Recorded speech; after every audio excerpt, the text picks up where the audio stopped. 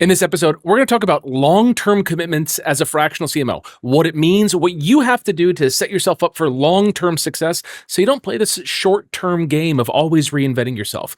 Let's go. Marketers of the world, why do we work hard to solve small problems?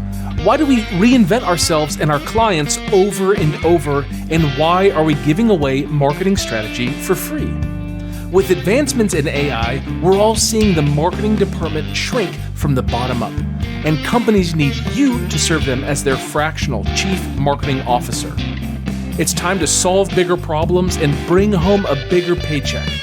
It's time to create the lifestyle we deserve and to make a greater impact. This is the Fractional CMO Show, and I'm Casey Stanton. Join me as we explore this growing industry and learn to solve bigger problems as marketing leaders. The Fractional CMO Show is sponsored by CMOX, the #1 company to teach you how to attract, convert, and serve high-paying fractional CMO clients on your terms. Hey, it's Casey. So in this episode, I want to talk to you about commitments. And I think a commitment is a very interesting thing today. Kind of always has been. And I think there's just so many parallels in business commitments and in personal life commitments. And there's these like natural beliefs that we have, which have been molded over the course of our life. And I want to dive into this. So let me tell you first, it's a little tangent, but trust me, it comes back.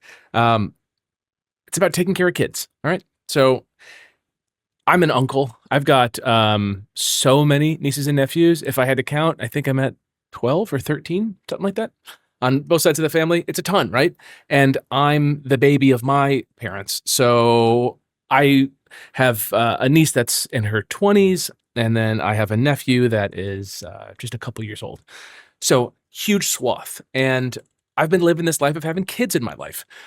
And I'm like a fun uncle and everything. But you know what I'm not? Like was a good like caretaker of children. I never learned it, right? I never learned how to be a caretaker. I was the uncle that would come over and babysit and have fun and order pizza and dance all night and listen to Metallica and, that kind of stuff. But I was never the uncle that was like caring. I never changed a diaper. I didn't like plan these like extravagant outings where I was like really thoughtful or anything. I just would kind of show up and wing it. And it turned out like I think I did an okay job. I think maybe my nieces and nephews would think of me as the fun uncle, but my commitment to them was to show up, have fun, and then leave. Very much like the role of the uncle, especially like the single uncle or the uncle, with a girlfriend or whatever. Like my girlfriend and I would show up or whatever. As I've gotten older, I got married and now I have kids. And when my son August was born, everything shifted for me. No longer could I be just the person who shows up and has fun and leaves. I had to be the person who was there through the thick or the thin. I was there when my wife had a milk duct get clogged and we had to go to the hospital because her fever was spiking.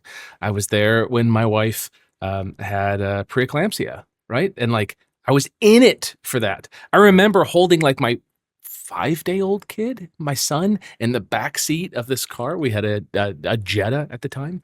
At the hospital, just holding him while my wife's inside, because we don't want to take a newborn into an ER, right? Because like that's kind of oof. Like, and I'm like figuring it out right then, right? I had a commitment to my son that I'm going to figure it out, and that commitment is so different than my commitment to my nieces and nephew. My commitment to my nieces and nephew is to be a good uncle, but not to be a good parent. And to be a good parent is just different. It's just different. And if you're a parent, you get it. It's the difference of having friends that have dogs and going over there and being fun and bringing treats and walking the dog and whatever. And then also being the parent who like the parent of the dog who takes the dog to the vet and gets the dog's teeth cleaned proactively and, goes and gets their regular vaccines and their shots and their checkups and all that stuff. Like it's a different level of commitment. And you've opted in your life in some way to this level of commitment. When I was a renter, I think back to college and, we put holes in the wall, like when we were in the dorms. And someone told me as a passing comment, I don't even remember who, he was like, hey, it's cheaper than filling those holes with like a stucco or whatever. Just use toothpaste. I was like, that's a genius idea. So I took toothpaste and filled our holes up and we didn't have any quote unquote damages at our apartment, right? Like, I was kind of a crappy tenant. Uh, I wasn't terrible, but I wasn't great. Now I own a house and my commitment's very different. Did I ever once check the air filter at my, first apartment? Absolutely not. Do I check it religiously now? Yes. Do I have a relationship with my high velocity air conditioners? Yes. Have I invested in the tools to be able to keep everything running? Yes. Right? It's a different level of commitment. And we naturally come across these levels of commitment in our life. You've done it too. As I say this, I want you to think, where have I committed to something? You've committed to a child. You've committed to a spouse. I mean, that's a big one. And I think for some people, that's a hard one to come to terms with. Maybe you're not fully committed. You got a wandering eye, right? Maybe that's a thing. Or maybe you're fully committed and like you're totally in and you're committed to this person. Maybe your vows said something like, till death do us part. And you really believe it and you hold that as truth. At the end of the day, all we have is really like our word, and that's our commitment to something. So you've committed somewhere, okay? But where are we today as a population? Attention spans are just plummeting. Attention spans have gone down something like 35, 40% since the early 2000s. We just have shorter attention spans. If you're ever on YouTube and you have autoplay turned on, your attention span is getting pummeled. You're just getting beat up. You're getting told what to think and what to consume. It's like if you watch Netflix and then you watch the next thing after and the next thing after. There's a time in my life when I did that, right? I just would turn it on and just like zone out, right? Take whatever recreational substance of choice you have and just kind of chill out. Maybe it's a glass of wine, maybe you roll a joint, whatever your thing is, right? And you're just kind of zoned out and you're just like, whatever happens, happens. As you mature in life and in business, you need to get to a point where you're committing, and you know this to be true. You need to be the person who, in the world of short-term commitments, establishes long-term commitments. It's a requirement for your success. You can say, Casey, you're wrong and I don't have to do it and I can wing it, and you will get screwed. You will not be successful. And if you are successful, it's because you're one in a million, something happened, you were lucky. But listen, I don't plan on being lucky. I certainly hope I'm lucky, right? I still am the kind of person who I don't use cash much at all, but if I find myself with cash, I recently sold something on Facebook Marketplace and I had a bunch of cash, and I went to the corner store to grab a drink and just to get a spindrift, and they had a Powerball machine, and I was like, I'll throw a 20 on the Powerball, right? I have no expectation that I'm going to win that stuff. No belief that I have some power to be more lucky than other people. But what I do have is the ability to focus and win in the things that I have complete control over, or mostly control over. And then sure, maybe I'll play the Powerball, I don't know, 3 times a year or something. And if I hit big, I hit big. But the likelihood of that happening is near zero. So I don't live in a world of being lucky. I live in a world of being committed to an outcome and fighting every day for it. And that's where I want you to be. So I don't want you to let algorithms decide what you consume. I want you to have a little bit more discipline than that. You ultimately have to choose what you want. So my question to you is, what do you want? And if you've listened to the podcast, you might have heard me say the story about me going to the White Mountains just before my daughter was born on a men's group retreat. And I wanted a prompt for myself to work on. And I was thinking maybe it's what kind of father could I be? Or, what would my life look like with 2 kids and how are things different? Or, whatever, some kind of prompt to kind of reflect on while I'm hiking with a bunch of other dudes that are doing some self-reflection.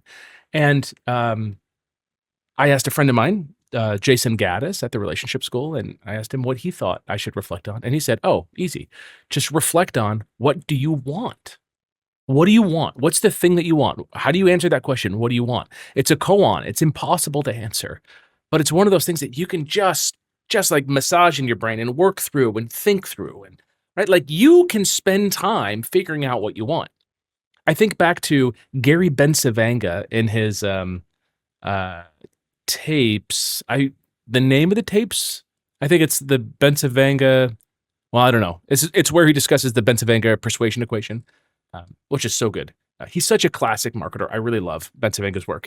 And he talked about the power of the subconscious and going to bed at night with a problem in your mind and waking up in the morning and having the solution. And you know that this has happened to you before. So many people lack the discipline or the commitment of taking a problem and sleeping on it and trying to work on it like day after day. Instead, they say, what do I want? I want to be rich. Okay, I'm going to go watch YouTube, right? Oh, I'm going to go have this client call. Oh, I'm going to go check my email. That's a big one. Checking your email is responding to other people's demands on your time, and you don't take enough time to think. How do you think? Where do you think? What do you do to think? It's different for everyone. I'm a walker and thinker. That's a big one for me. I like to walk and think. I can bike and think too, but really it's walking. That's like a good one for me. I might throw on like a weighted vest just so I look a little paramilitary in my neighborhood, just to kind of freak out the neighbors.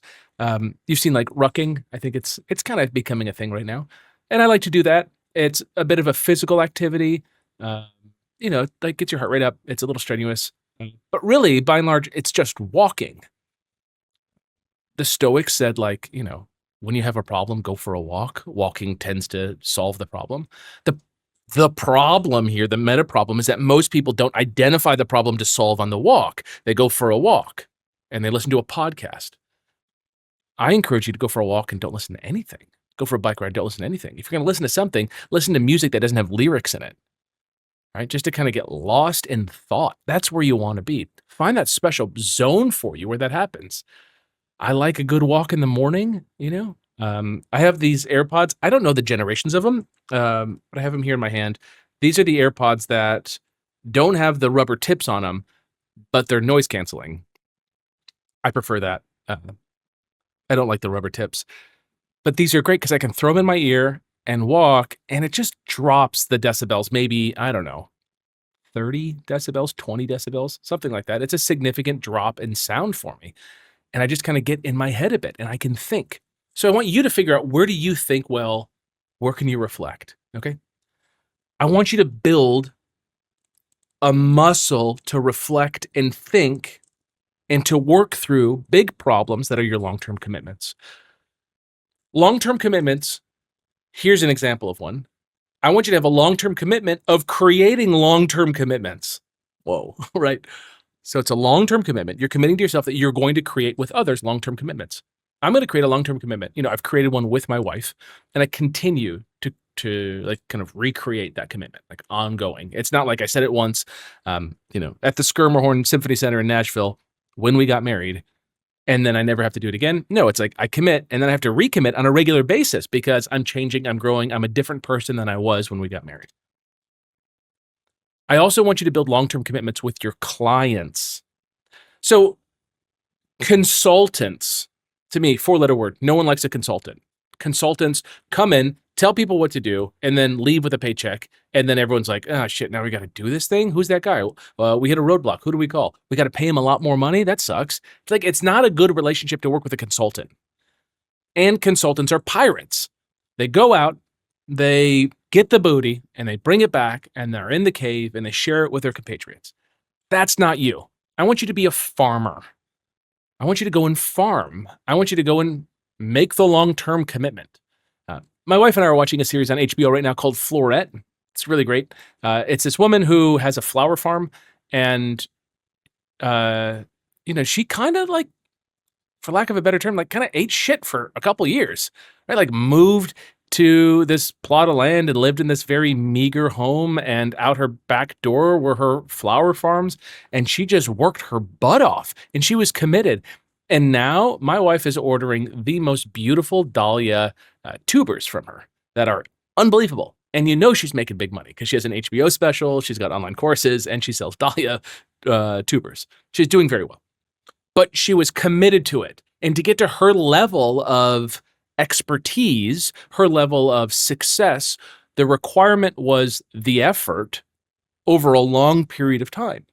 If she says, I want to have a great flower farm and deliver, have all these great tubers to sell to people, she can't do it in a season. She can't do it in 2 seasons. She can't do it in 5 seasons, right? This takes a decade to do. So long-term commitment. She was committed to it. She's now reaping what she sowed. She's truly a farmer. But I want you to have the farmer's mentality. I want you to get aligned with your clients to work together for the long haul. So this is not you saying like, hey, let's work together. We'll work together for 30 days and see where it goes from there. It's, hey, I'd love to work with you. I think you have a problem that I can solve. And I'm really looking for a hard problem to solve over the next couple years. I really want to get locked in with a great company for the next couple years. How does that sound to you? If you Google the term fractional CMO, someone has an article on how they closed like 15 fractional CMO clients in a year. And when I read that, that sounds awful. It's like wanting stability and saying like how I got 15 dates. It's like, I don't want 15 dates. I want one date that turns into a long-term commitment, right? I want stability. How many clients do I think you should have? 3 to 5. And honestly, closer to 3. I think 3 is a great number. I think 2, your income is just too dependent on one of those. And if you lose one, it's bad. If you have 3, I think it's a lot safer. I think naturally 3 can move to 5 if you have some folks drop down to advisor and kind of chill there. I think 3 to 5 is where you want to be. I don't want you to have 15 clients. I want you to have long-term commitments with few clients with a huge opportunity. And that's why like CMOXs are steady. They're calculated. And they're positioned, honestly, to win really big. They're positioned to go work with their clients for years and then get paid really well. What would your life be like if you made like the revenue or income from your best month just repeatedly for 12 months? It's when these CMOs come in and they blow up quickly because they, follow the strategy and they win a bunch of clients, but they do it a little too fast and they make a lot of money. Maybe they're making $50, $60, $70, $80,000 a month, but it's at the cost of their life. It's really hard for them because they're making a lot of money, but they're kind of burning out. They're working their butt off. It's just not stable for them. And that's a lesson that they have to learn sometimes. And it sounds great. You're like, Casey, I would do whatever it takes to make 80 grand a month. Like, I hear you, but you'll make 80 grand. And the next month you'll make 80. And then the next month you'll lose a client or two and you'll make 60. And then after that you'll make 40. And then you're at 30. And then you're at 20 and you're freaking out because you don't know what happened. And you've got all these new expenses and right? Like that stuff happens. I'd rather you get to 40 and just cruise for 2 years. Like go make $500,000 a year for 2 years and see where you're at. And you're doing that at like 30 hours a week. I'm not saying that you can't make more than that. You certainly can. But the idea of longevity and simplicity and relative ease for you is more important than super high months.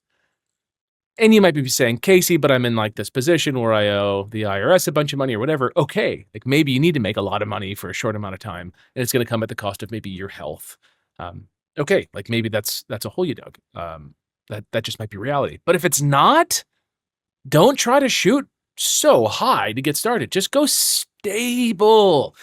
Get your like drop your adrenaline, right? Drop your stress hormones. Just like chill and make great money and serve great clients and have a lot of fun and just kind of relax in the role. And as you do that, you're going to get better. Your long-term commitment of generating long-term commitments means you're spending more time under load. So if you've ever lifted weights before, you know that what you want to do is spend more time under load. You want to increase the weight. You want to increase the reps. You want to have progressive overload. That makes you stronger. You know what doesn't make you strong? Doing bench presses on Monday and then training for a triathlon the following week. And then the next month doing a Spartan race. And then the next month trying to do powerlifting. Like if you jump around to these different modalities, you never spend enough time under the same load to actually get good. You think you get breadth, like width, but no one wants that. They want you to have depth. You're more dangerous an inch wide and a mile deep than a mile wide and an inch deep. You don't want to do everything okay. You want to do a few things so dangerously well that people are willing to pay kind of unreasonable amounts of money for it because you generate a very predictable result for them. So your long-term commitment is to chill out and just do the same thing over time and get better and better at it. And if that sounds boring, the same thing, just remember that everything is changing so rapidly. So to do what you're doing today with a client as a fractional CMO, if you can continue to do that in like 2 years, what's going to happen with AI and how's that going to change things? And now you're the person that understands the basics of marketing, how to execute them successfully, and how to leverage AI, offshore workers, automation, machine learning, whatever the thing is. You get it. People want that from you. They want the person who understands the regulated market if you're in a regulated space. I'll tell you, we have a CMO, and I was on a call with them recently, and they know a regulated space very well. That alone already makes them different than most people. I don't know that space. I couldn't compete with them ever with those clients. They were saying acronyms and initialisms that I just didn't understand. I was like Googling them in real time.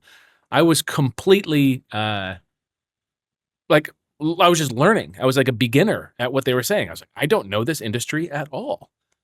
I used to feel that way when people would talk about like professional services. Like, what does that mean? If you have the experience in an industry, that gives you an upper hand. Like if you have 10 years of experience in the financial planning space, in the medical device space, in the crypto space, if you know how these things work, if you're in cybersecurity, if you're in any of these more niche topics, niche industries that are regulated, that have a kind of like a higher barrier of entry, and you can stay in that, that's pretty dangerous, right? You can be pretty dangerous for the right company. Dangerous being a good thing, right? You can make a lot of good stuff happen in a short amount of time because you know it.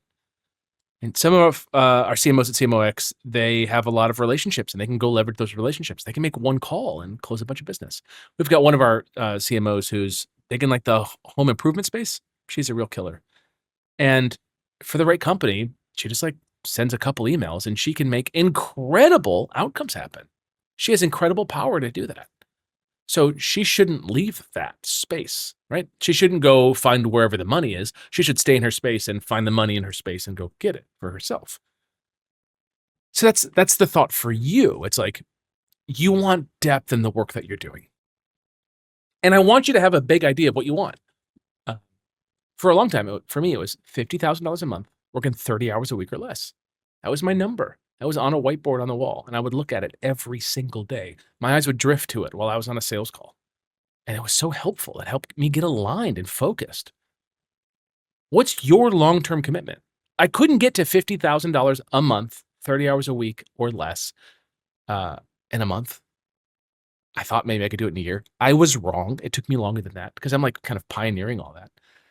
It was tough. It took me a while. I got there. It was awesome to get there. It felt really good. I took myself out for a nice bike ride on the day that I hit that outcome.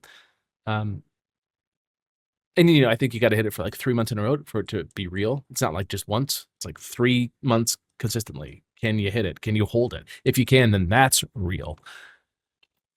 That's a long-term commitment. What's your long-term commitment? If your long-term commitment is to ping pong around the industry and do fractional CMO work, agency work, try to spin up custom GPTs and try to sell those for a couple $100, do some implementation work, do some design work, build an agency, shut down the agency, doing that kind of stuff, launching your own products, like all that. If that's the thing that you want to do, I wager you won't be successful long-term. I just happened on Sam Ovens' Facebook page yesterday. And I don't know Sam personally. I followed him for years. I followed the consulting.com stuff that he did. And the dude kind of went dark. I think it was in 2022 or 2023. You can look at his Facebook page and see. He just kind of went dark. And what did he do? He grew his hair out and he launched School. It's a great SaaS app. It's like a nice membership SaaS app. And you've seen Alex Hormozy maybe as like a partner of it now, doing promotion stuff. It's awesome. Sam went all in. He just kind of like shut up and worked. And he outworked everyone, and he's got a better product than most that are out there. And you can say, I love School, I hate School, right? But you can't deny his success. And that's proof that just shut up and work is the thing. And work longer and harder that it would make it unreasonable for you not to be successful. Like that's the goal. But so many people lack the commitment. People want to hire the best CMO. If you're not the best, you have to set the intention to become the best. I do not want the not best. When you, thought about moving, and you've got kids or thought about having kids, you're like, I want to be in the best school district. Maybe you couldn't afford it, but you still wanted the best. Right? You know where the best is. You know that neighborhood that you kind of wish you lived in, or maybe you live in it. You want to become the best. And if your sight is set below that, if it's set to this month, this week, today, you're going to lose. If it's set long term, where you want to be in 3 years, 5 years, 10 years, 20 years, now we're talking. Now you can build something every single day that's significant. You got 4 quarters. If your vision is over 25 years, every quarter constitutes 1% of your way there. I think that's a cool model. It's Dan Sullivan's model. I would say that model was probably a little bit more relevant before the proliferation of large language models. And I think just how things are shifting so rapidly, it's a little harder to predict 25 years out. I mean, we can predict lifestyle, where we want to live, all that kind of stuff. Like cities won't change much. Like New York City still will be one of the biggest cities on earth if you want to live there. Florida will still be, on the Gulf in 25 years. Now, maybe some of the land might be eaten by the ocean. Maybe not. But right, like there are some truths to the long-term realities, and you can make a plan that far out. I'm just asking you to make a long-term commitment here for the next couple of years. Where do you want to be? And I don't think there's any place better than being a fractional CMO. I think it is absolutely reasonable to think that you could have multiple clients paying you hundreds of thousands of dollars each year and have those clients for multiple years. You can have that relationship. And if you do it right, there's kind of not much more that you need. We're talking about a lifestyle that allows you to be successful, allows you to travel, have kids, be with your family, be there for all the important events. But it requires a commitment and it requires effort. And I think anyone that tells you that it doesn't require effort is wrong. Like there's shortcuts certainly that you can take, what we have documented in the accelerator, like our proposal, such a killer thing to have. If you have the proposal that I paid a lawyer for and that I've tested and all of our CMOs use, I think, effectively verbatim, you don't have to go write that. Shortcut, awesome, useful. If you want my help in negotiating upside, this is one of the things I offer to all of our members inside the accelerator. If you're working a deal and you want to negotiate upside, talk to me. Let's talk about it. I just met with one of our members who had a great deal that came out through his outreach, and it's a huge deal for him. And when he approached me with it, frankly, he was thinking about it the wrong way. And I don't know if he would have been able to close the deal the way he thought about it. I helped him reset his view on things and sell a long-term approach with the client that they can emotionally buy into, and then they can stomach a short-term increase in fees. And I think it's a much more advantageous approach for him. He's going to make, if he's able to close the deal, he's going to make a lot more money based on that. I mean, a lot more money, and his life's going to be a lot more simple, a lot less hectic, a lot less reinvention all the time. It's just going to be kind of like, it's almost a little boring. And I don't say that in a negative way. I mean, boring like, well, I'm working on this client for the next couple of years and they're going to pay me this amount for the next couple of years. And I can plan my holidays and vacation and I know where I'm going to move to because now I can finally afford the down payment for whatever, right? Like it's a little boring in that way. It's not like, oh my God, I got a sales call every day. And if one of these sells, like maybe I'll make some extra money. It's just kind of like a calm confidence of going through life. It's a beautiful way to do things. I didn't appreciate what that would be like when I was younger.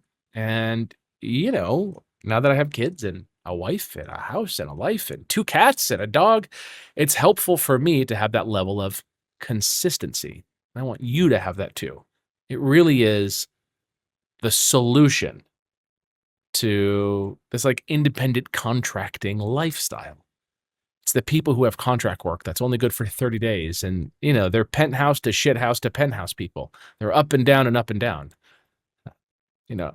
That's a tough life. And when they're up, maybe they're really up and then they kind of blow it. Or maybe they save some of the money for a rainy day, but then that rainy day lasts for a long time, lasts for 6 months and they struggle getting more work. I'd rather you have long-term commitments. You just got to have more time under load. You don't get better by pretending. This fake it till you make it. No, I'm not a fake it till you make it person.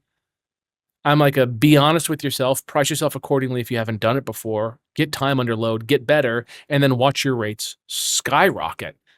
Because if I can get someone a solution previously in 12 months, And now, because I've done it twice, I can get someone the same solution in 3 months.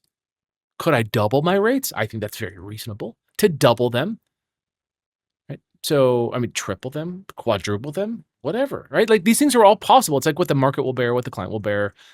There's some nuance to it. But the idea here is if you're better, you can charge more and do it in less time and have an ongoing commitment with them to continue working.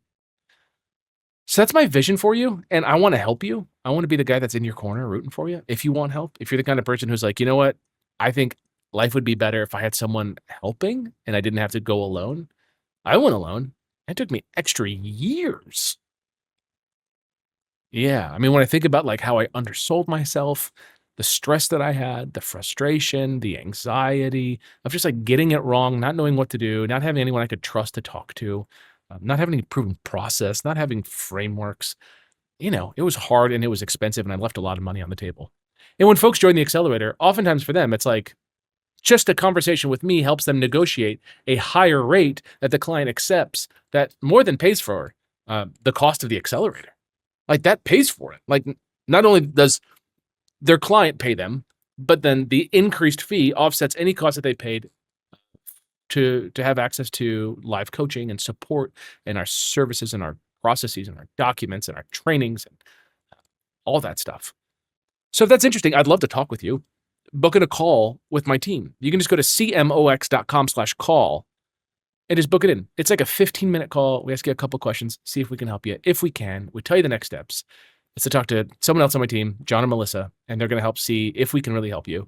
And if we can, we'll share what that looks like. And if we can't, we'll point you in the right direction. That's it. It's really simple. So you ought to know just for yourself if it makes sense to get help or not. So that's it. Just go to cmox.com/call. But please only do it if you're like committed. If you're the person who's not committed, we're not interested. I'm not interested. I don't want you to come in and be like, I don't know, like keep selling me on this idea of being a fractional CMO. It's like, no. The only people we want in the accelerator are the people who are committed to the long term. We're going to stack that cash up. We're going to serve their clients, make a lot of money, have a lot of fun. That's where we want to be. All right. I hope to see you in the accelerator. See you later. Thank you for sticking around for the full episode. As you know, learners are earners, but you've got to take action on what you heard today. For more information and show notes, visit fractionalcmoshow.com. If you'd like me to answer your questions on an upcoming episode, you can share your question at fractionalcmoshow.com. And last, please hit the like and subscribe button so that I know that this content is helpful to you. All right, go get them.